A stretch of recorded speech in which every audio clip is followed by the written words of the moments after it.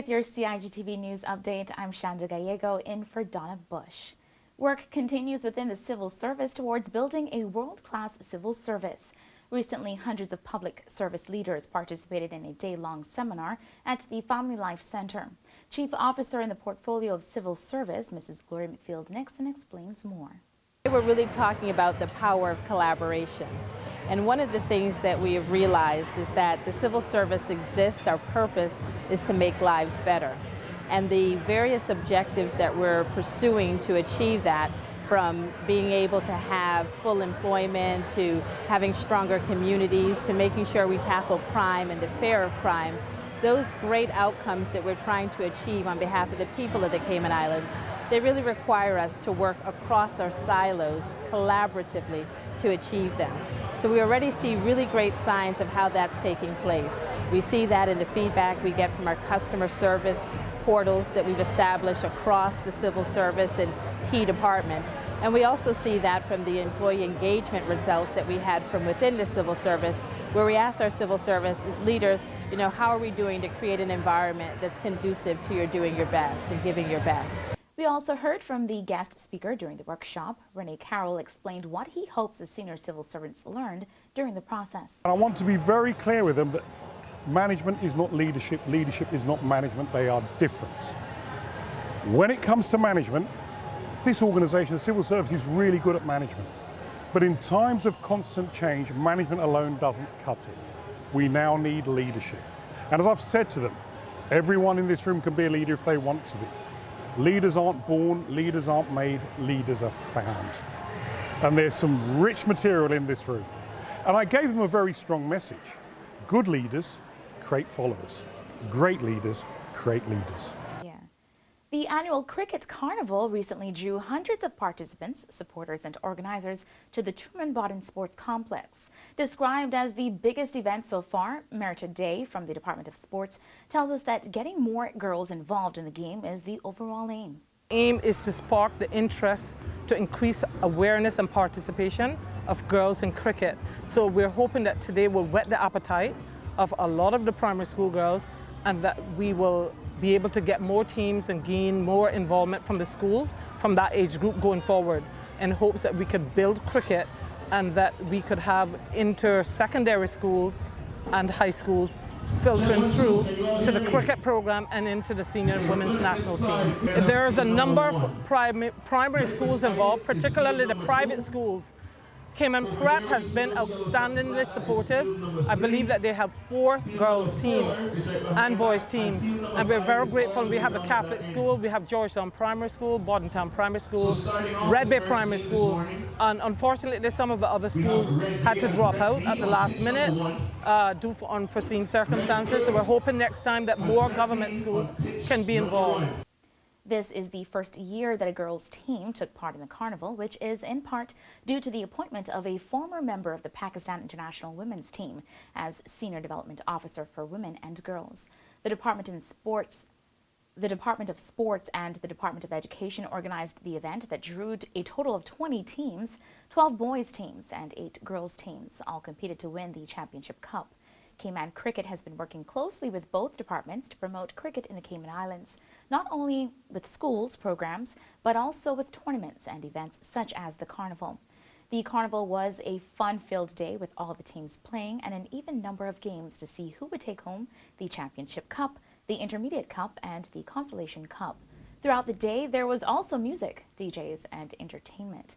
This year, the Lighthouse School competed for the first time.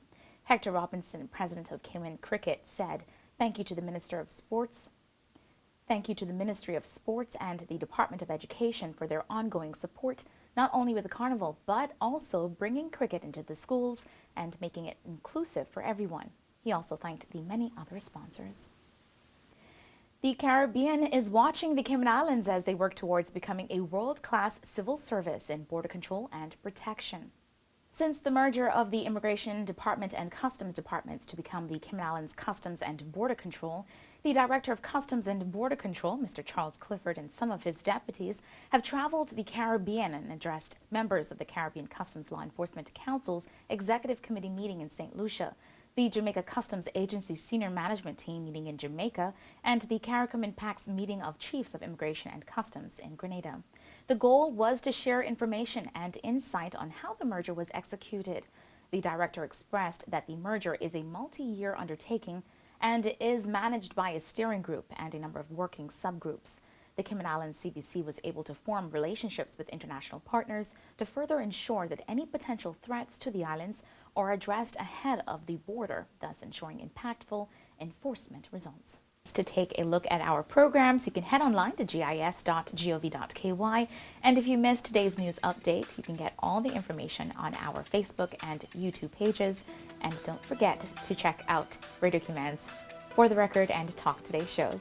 I'm Shanda Gallego in for Donna Bush. Thanks for watching.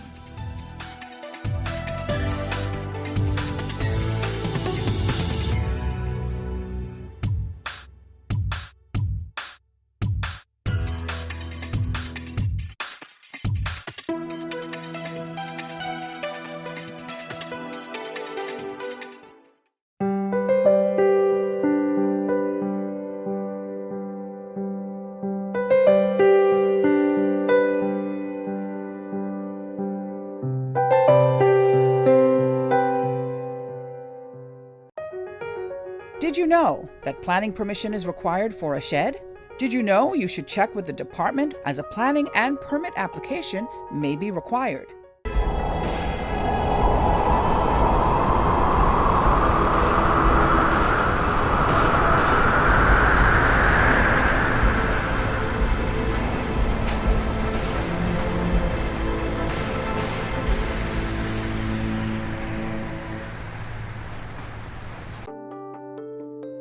Did you know planning permission is required to clear land by mechanical means? You should check with the department as a planning and permit application may be required. Boating, fishing, and water sports in the Cayman Islands are great, but keep a cool head. Here are 7 tips for fun and safe sea outings. Number 1. Use a checklist to plan your outing. Check the weather forecast, make a float plan, and share it with someone who is remaining on land, stating where you're going, with whom, and when you're expected to return. Visit your nearest marine supply store to get your safety gear. This includes signaling mirrors, whistles, and a flare kit.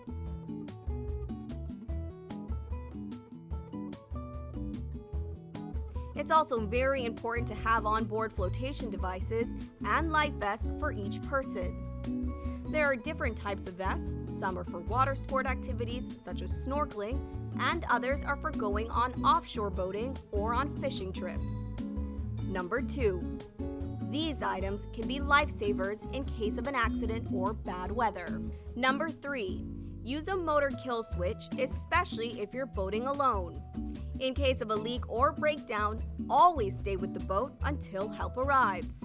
If you capsize, an emergency beacon or locator device can send a distress signal to inform the authorities of your location. Larger flares will indicate distress to a boat, airplane, or search and rescue officials. Number 4. In addition to sunscreen, food, and beverages, it would be smart to have a cell phone. Make sure your marine radio works. Cayman's boaters use Channel 16 to communicate. Number 5. Also, don't forget your anchor and sufficient rope. Number 6. Boat operators should be familiar with the local waters and reefs, as well as the capabilities and functions of the vessels they are using. Always obey the rules of the sea and the marine environment, and have courtesy for others. Number 7.